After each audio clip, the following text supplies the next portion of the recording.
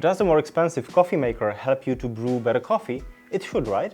So on one hand we have a 200 euro Mocha Master handmade in Netherlands, and on the other side we have a 20 euro 3-star coffee maker purchased from an online electronic store. So this drip machine is 10 times more expensive than this one. The ultimate questions are, can we taste the differences between the two and how big they are? This video is sponsored by Standart, an independent print magazine about coffee culture and people that surround it.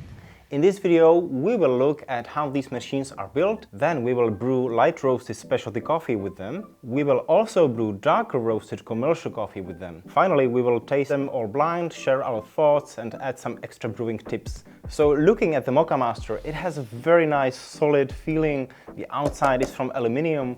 Inside you have a double-layered copper element, which is very good for maintaining the temperature stability of the water. That leads to higher extraction and usually better tasting brews. From the outside you have marks for the volume of the water you're pouring in and the number of the cups as well. Very useful. If you're interested in this very nice machine, Aleš and Radek made a whole video from visiting the Mocha Master factory, and you can check the video in the link below.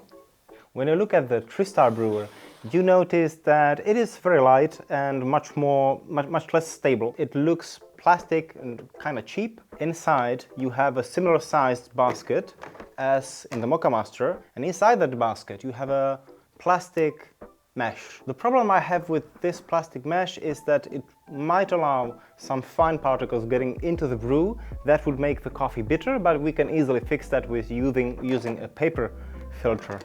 The simple heating element is at the bottom of the brewer. So it heats your carafe first. Then the water travels through that heating element up, part of it boils and it travels through this little arm, and then the water is just dispensed on top of the coffee bed. So now we know how these machines are built, how they work, and let's get brewing. We'll start brewing with a specialty coffee. This is a coffee from my roastery. I'm familiar with it. It is a natural processed Pacas variety. It's very sweet, jammy, tropical, lots of things going on. To make the comparison fair for these two machines, I decided to adjust the recipe. And it's gonna be 30 grams per 500 milliliters of water. The reason for that is that when I used 1 liter per 60 grams on this machine, the filter was choking, the brew was too long, and it just tasted a little bit dull, probably because the basket a little bit smaller than this one. So I weighted and grinded 30 grams of coffee. The coarse is medium to coarse. Let's see.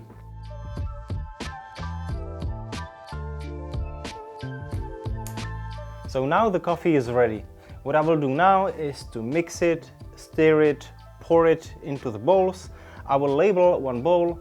The guys in the studio will mix them, and then I will come back and taste them. So what is going on here? The cups are kind of similar. This one has a more lively acidity. It feels a little bit weaker though. This one has a little bit more sweetness. The acidity is a little bit toned down. I think it's definitely not the best brew, but they're both nice. Which one is which? I would say this one is a Mocha Master. So this is labeled as a green. It means it's this one.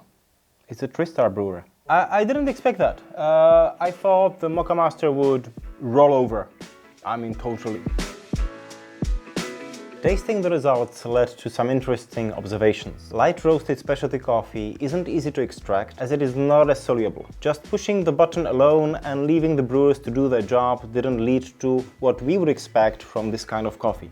We have 2 tips how to fix the brew by increasing the extraction. Number 1, we're gonna pour hot water instead of room temperature water into the tank. That will increase the temperature of the coffee slurry right from the start in case of both of the brewers. Number 2, what we're also going to do is fixing the water distribution issue. Normally the water runs mostly through the central part of the slurry, causing channeling. But we'll leave the carafe aside for the first minute of the brew and we'll mix the coffee with a spoon. When the coffee is properly soaked without any visible dry parts, it extracts better. These 2 tips helped us to get higher and more even extraction, resulting in a better tasting cup. Now, before we brew and taste the next coffee, let's talk about the sponsor of this video, Standart. As subscribers, we just received the new issue 25 of our favorite print magazine about coffee culture. It comes together with a sample of tasty Colombian coffee roasted by Cloudpicker in Dublin. Out of all 15 articles in this mag, our favorite reads were an interview with Joachim of Substance in Paris, which is one of the most interesting cafes we've ever been to, and also a coffee-fueled walk around the Ukrainian city of Lviv, which is, in our opinion, one of the most underrated coffee cities in Europe. Besides the beautiful print magazine, Standart is building a platform where a community of like-minded people can meet and share ideas. It's a new perk for all subscribers, so if you are not one of them yet, you should go to standartmag.com/ect and get a yearly subscription that covers 4 issues of Standart, free global shipping and coffee samples from some of the best roasters in the world. Okay, let's get back to brewing with Alan. So now in our second attempt, we're gonna brew darker coffee. We bought it from the supermarket and it's a blend of Colombia and Brazil, and we're using 35 grams to 500 milliliters. As the same amount of water will run through more coffee, it will decrease the extraction a little bit, giving us less bitter flavors and more taste balance. With the Mocha Master we ended up at 3 minutes, and here we're approaching minute 4, almost finishing. The brew is finished. I'm gonna leave the studio again and we're gonna do some blind tasting. To give you some impressions, the difference between the two isn't that big. Both are bitter, both are dark chocolate, kinda driven, tobacco, but it's definitely well extracted. Okay, I like this one more because it's less bitter and it's overall more balanced than this one. So what it is? This is the Mocha Master brew. So I think this one is better because the brew time was shorter with the Mocha Master. This was brewing for 3 minutes and 10 seconds. This was brewing for 4.5 minutes. So that might be the issue here. Okay, let's wrap it up here. We wanted to know whether the more expensive coffee machine can make a better tasting coffee. The answer is yes, but we also experienced otherwise, and the most surprising thing for us is that you can make a pretty nice cup of coffee even on a 20 euro coffee machine. The taste difference isn't as big as the price difference between the two, and overall both machines are simple coffee makers with a single button that will start or stop the brewing. If you're someone who pursues good quality of their morning coffee, Mocha Master will give you more temperature stability of the brew, and it definitely is a nicer looking and well-built option for your countertop that should last for decades. If you, on the other hand, just want your morning coffee, and maybe you're a fan of darker roasts, then I would say that both brewers are equally capable of delivering a good cup, and the 3-star brewer is a reasonable option for you.